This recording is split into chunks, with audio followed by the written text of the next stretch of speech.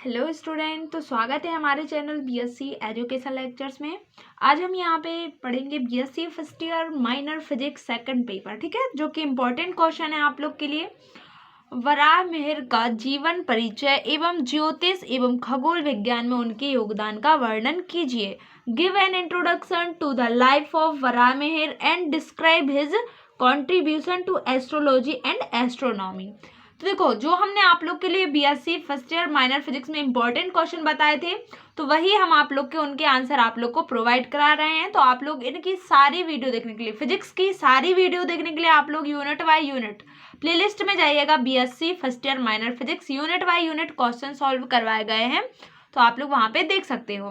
ठीक है, इस वीडियो में हम दो क्वेश्चन के आंसर यहाँ पे लेके आए हैं, वराहमिहिर और एक आप लोग के साराभाई। ठीक है, उनके बारे में आप लोग को यहाँ पे उनका जीवन परिचय और जो यहाँ पे क्वेश्चन इंपॉर्टेंट बनते हैं वो यहाँ पे बताएंगे। विक्रम साराभाई जो है ना, उनके बारे में भी यहाँ पे वराहमिहिर के बारे में पढ़ते हैं। तो वराहमिहिर का जन्म उज्जैन के निकट कपिता गांव में उसे बसे एक ब्राह्मण परिवार में हुआ। जो वराहमिहिर थे वो ब्राह्मण परिवार से थे, जिनका 499 ईस्वी में उनका जन्म हुआ था। क्लियर है इतना? युवा वराहमिहिर कुसुमपुरा की यात्रा में महान खगोल शास्त्री। तो वीडियो के एंड तक बने रहेगा, क्योंकि इसी वीडियो में हम एक और क्वेश्चन सॉल्व करेंगे। तो जो ये वराहमिहिर थे वो कुसुमपुरा की यात्रा में महान खगोल शास्त्री और गणितज्ञ आर्यभट्ट से मिले। ये कुसुमपुरा में आर्यभट्ट से मिले। इस बैठक में इन्हें इतना प्रेरित किया गया कि इन्होंने ज्योतिष और खगोल विज्ञान को आजीवन अपनाने का फैसला किया। क्लियर है इतना? देखो, तो वराहमिहिर का जन्म कहाँ हुआ था? उज्जैन के निकट कपिता गांव में हुआ था, जो कि एक ब्राह्मण परिवार से थे, 499 ईस्वी में। क्लियर है? इसके बाद ये कुसुमपुरा में आर्यभट्ट से मिले, जिसके कारण इन्होंने जिसकी प्रेरणा के कारण इन्होंने अपनाया कि ज्योतिष और खगोल विज्ञान को आजीवन अपनाने का फैसला किया। क्लियर है? इतना तो लिख सकते हो। अब इनके योगदान के बारे में पढ़ते हैं कि इनका क्या क्या योगदान रहा खगोल शास्त्र और ज्योतिष में। आप लोग को पॉइंट बाय पॉइंट पढ़ना है, ठीक है, याद नहीं करना, इसलिए हम ये आप लोग के लिए मेन पॉइंट लेके आए हैं, जितना जितना आप लोग को करना है। तो वराहमिहिर का ज्योतिष एवं खगोल विज्ञान में प्रमुख योगदान का वर्णन निम्न प्रस्तुत है। आर्यभट्ट की भांति वराहमिहिर ने भी यह घोषित किया कि पृथ्वी गोलाकार है। इन्होंने एक योगदान ये भी दिया कि जैसा कि आर्यभट्ट ने बताया था कि पृथ्वी गोल है, उसी प्रकार से वराहमिहिर ने भी विभिन्न प्रकार के प्रयोग किए, जिसके कारण उन्हें लगा कि पृथ्वी गोलाकार है। ठीक है, तो आर्यभट्ट की भांति इन्होंने भी सिद्ध किया कि जो पृथ्वी है वो गोलाकार है। सेकंड पॉइंट में क्या बताना है? वराहमिहिर का मुख्य कार्य पंच सिद्धांतिका नामक पुस्तक है। 5 खगोलीय सिद्धांतों पर आधारित यह ग्रंथ हमें पुराने भारतीय ग्रंथों के बारे में जानकारी देता है, जो अब उपलब्ध नहीं है। तो वराहमिहिर के द्वारा इनका मुख्य कार्य क्या? पंच सिद्धांतिका नामक पुस्तक है, इन्हीं के द्वारा दी गई है। तो जो ये पुस्तक है ये 5 खगोलीय सिद्धांतों पर आधारित है, और यह हमें पुराने भारतीय ग्रंथों के बारे में इंफॉर्मेशन प्राप्त कराता है, जानकारी प्राप्त होती है, जो कि अब उपलब्ध नहीं है। लेकिन इस पुस्तक के अंदर जो पंच सिद्धांतिका पुस्तक है उसके अंतर्गत आप लोग को सभी जानकारी मिल जाएगी जो भारतीय ग्रंथों के अंतर्गत आती है। क्लियर है? तो फर्स्ट पॉइंट में पृथ्वी गोलाकार बताई है, ठीक है। सेकंड पॉइंट में आप लोग को क्या बताना है? इनकी पुस्तक के बारे में, पंच सिद्धांतिका पुस्तक, जिसमें आप लोग को भारतीय ग्रंथों की जानकारी मिलती है, जो कि अब उपलब्ध नहीं है। थर्ड पॉइंट पर आते हैं। यहाँ पे इंपॉर्टेंट क्वेश्चन है, इसीलिए हमने ये आप लोग को अभी नोट्स तैयार कर रहे हैं हम आप लोग के लिए, इसीलिए ये बिल्कुल इजी लैंग्वेज में बताया हुआ है, इतना आप लोग करके आओगे। थर्ड पॉइंट पर आते हैं। तो थर्ड पॉइंट पे वो कह रहे हैं, वराहमिहिर ने यह निष्कर्ष दिया कि चंद्रमा और ग्रह अपने स्वयं के प्रकाश के कारण नहीं, बल्कि सूर्य के प्रकाश के कारण चमकते हैं। जो वराहमिहिर उन्होंने यह निष्कर्ष दिया कि चंद्रमा और ग्रह जो हैं वो प्रकाश के कारण नहीं चमकते, बल्कि वो सूर्य के प्रकाश के कारण चमकते हैं। थर्ड पॉइंट में ये लिख सकते हो। फोर्थ पॉइंट पर आते हैं। तो वराहमिहिर का एक अन्य महत्वपूर्ण योगदान विश्वकोश बृहद संहिता है। इसमें मानव हेतु लाभकारी व्यापक विषयों को शामिल किया गया है, जिसमें ज्योतिष, ग्रहों की चाल, रत्नमोती, घरेलू संबंध, अनुष्ठान शामिल है।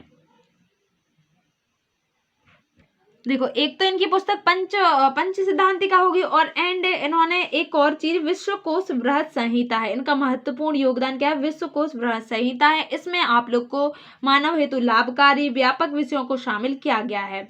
मानव हेतु जो लाभकारी विषय हैं उनको इसमें शामिल किया गया, किसमें, विश्वकोश बृहत संहिता में। तो इसमें क्या क्या बताया गया, ज्योतिष, ग्रहों की चाल, रत्न मोती, घरेलू संबंध अनुष्ठान शामिल है।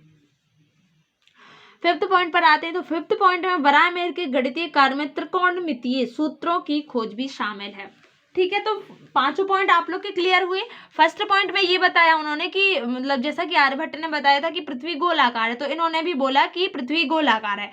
सेकंड पॉइंट में इनकी पुस्तक पंच सिद्धांतिका पुस्तक है, जिसमें आप लोग को भारतीय ग्रंथों की जानकारी मिलती है जो कि अब उपलब्ध नहीं है।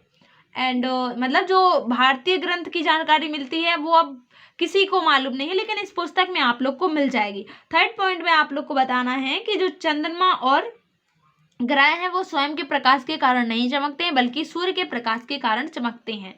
फोर्थ पॉइंट में आप लोग को इनकी एक और जो इनका योगदान है, विश्वकोश बृहत संहिता, जिसमें मानव हेतु लाभकारी व्यापक विषय हैं उनको शामिल किया गया, जैसे कि उनके घरेलू संबंध, अनुष्ठान आदि, ये सभी कुछ उसमें शामिल है। फिफ्थ पॉइंट में इन्होंने गणित के क्षेत्र में क्या किया है कि इन्होंने त्रिकोणमितीय जो सूत्र हैं उनकी खोज भी शामिल है। ठीक है, अब नेक्स्ट आते हैं विक्रम साराभाई के अंतर्गत जो उनकी जानकारी है वो। इतना आप लोग को वराहमिहिर के बारे में इतना जीवन परिचय देना है, जो कि ज्योतिष और खगोल विज्ञान में इनका योगदान बताना है। ठीक है, तो क्वेश्चन फोर्थ रहेगा, विक्रम साराभाई का जीवन परिचय का वर्णन करो। तो describe the biography of Vikram Sarabhai. तो ये विक्रम साराभाई कौन थे, ये सबसे पहले इनका प्रारंभिक जीवन को समझते हैं कि इनका जन्म कब हुआ, ये इनका कब मतलब इन्होंने कब क्या किया, इन्होंने कितने संस्थान स्थापित किए, इन सब के बारे में इनकी जानकारी देंगे। तो प्रारंभिक जीवन परिचय, विक्रम साराभाई का जन्म 12 अगस्त 1919 को भारत के में गुजरात के अहमदाबाद शहर में हुआ था।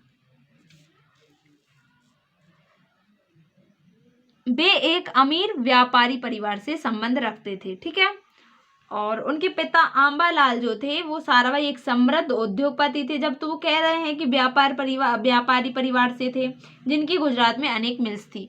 तो इनका प्रारंभिक जीवन परिचय में आप लोग क्या लिख सकते हो, जो विक्रम साराभाई थे इनका जन्म 12 अगस्त 1919 को हुआ था। जो इनके पिताजी थे वो एक अमीर उद्योगपति थे, अर्थात ये अमीर व्यापारी परिवार से संबंध रखते थे। और जो इनके पिताजी थे आंबालाल, उनकी गुजरात में कई मिल्स थी। ठीक है, क्लियर है इतना। अब नेक्स्ट पैराग्राफ पे चलते हैं। नहीं के विक्रम साराभाई का भारतीय अंतरिक्ष अनुसंधान मीन्स जो भारतीय अंतरिक्ष अनुसंधान इसरो देश का सबसे बड़ा एवं सर्वाधिक महत्वपूर्ण केंद्र है। तो विक्रम साराभाई के द्वारा ये महत्वपूर्ण देन है आप लोग को इसरो की। तो इसमें आप लोग को बताना है जो विक्रम साराभाई हैं उनका भारतीय अंतरिक्ष अनुसंधान जो इसरो है वह देश का सबसे बड़ा और सर्वाधिक महत्वपूर्ण केंद्र है। यह तिरुवनंतपुरम में है। इस केंद्र की शुरुआत थंबा भूमध्यरेखीय रॉकेट प्रक्षेपण केंद्र के तौर पर सन 1962 में हुई थी। इस केंद्र का पुनः नामकरण भारतीय अंतरिक्ष कार्यक्रम के जनक डॉक्टर विक्रम साराभाई के सम्मान में किया गया। तो सेकंड पॉइंट में आप लोग को क्या बताना, इसरो के बारे में कि जो विक्रम साराभाई का जो भारतीय अनुसंधान केंद्र है इसरो वह देश का सबसे बड़ा और सर्वाधिक महत्वपूर्ण केंद्र है। यह तिरुवनंतपुरम में है और जो ये केंद्र है उसकी शुरुआत थंबा भूमध्यरेखीय रॉकेट प्रक्षेपण केंद्र के तौर पर सन 1962 में हुई थी।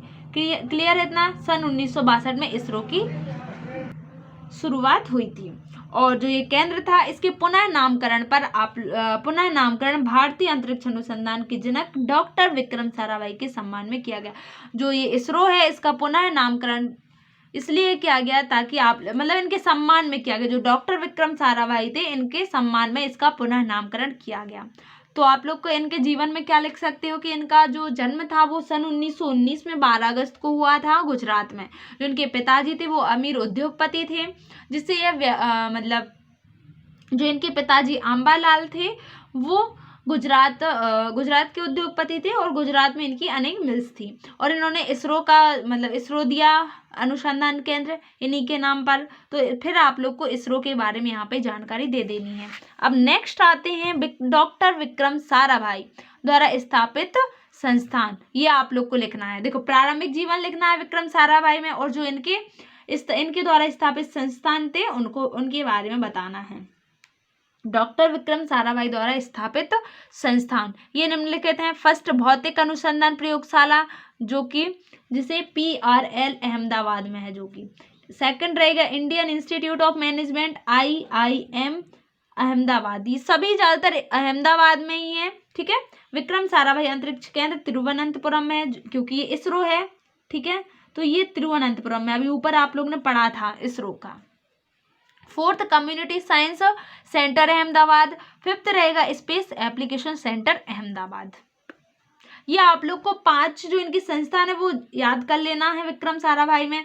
देखो बिल्कुल इजी है, आप लोग को केवल ये याद कर लेना, और बाकी जो जितनी भी स्थापित संस्थान है वो अहमदाबाद में, ये तो आप लोग को याद रहेगा। केवल आप लोग को ये याद रखना है कि भौतिक, इंडियन इंस्टीट्यूट, विक्रम साराभाई, ये तो याद ही रहेगा इसरो वाला, community science centre, space application centre.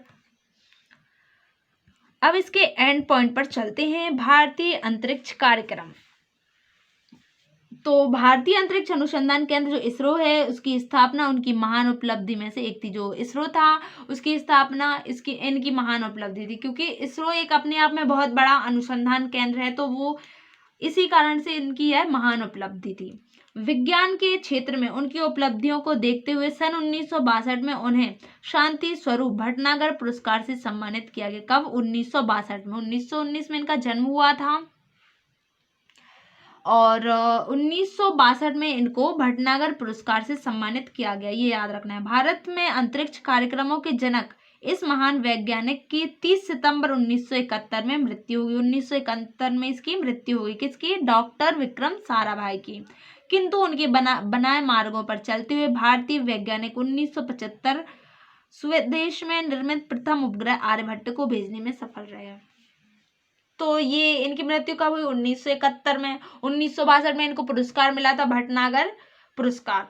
Clear है? तो देखो आप लोग को क्या क्या बताना कि भारतीय अंतरिक्ष अनुसंधान इनका एक बड़ी उपलब्धि थी इनकी, और इन्हें 1962 में पुरस्कार दिया गया, भटनागर पुरस्कार। एंड इनकी मृत्यु कब हुई? 30 सितंबर 1971 में।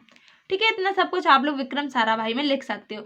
ये हम केवल आप लोग के लिए मेन पॉइंट लेके आए थे, तो इतना आप लोग लिख सकते हो। तो थैंक यू, मिलते हैं नेक्स्ट वीडियो में। और आप लोग प्लेलिस्ट में जाके इनकी ऑल वीडियोस देख सकते हो, और जितने भी इसमें इंपॉर्टेंट क्वेश्चन है, इनके डेरिवेशन है, वो भी हम आप लोग को करवा देंगे।